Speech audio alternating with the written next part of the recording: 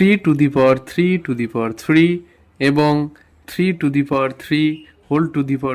এর মধ্যে কোনটি বড়? তাহলে এইটার মানটা কত বের হয় সেটা আগে বার করি। 3 এই 3 যে পাওয়ার 3 আছে এইটুকুকে ভাঙবো। তাহলে 3 মানে 3টা 3-এর গুণফল। তাহলে 3টা 3 গুণ করলে কত হবে? 3 আর এটাকে ভাঙলে কি আসবে দেখো, 3 তার মানে কি এই 3 আর এই 3 পরস্পর গুণ অবস্থায় আছে। ঠিক আছে, তাহলে 3 3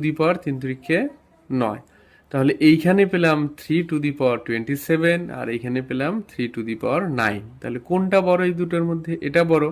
এটা কোনটার থেকে এসছে? এটার থেকে। তাহলে উত্তর হবে বড় সংখ্যা কোনটা? 3 এটা হলো বড়।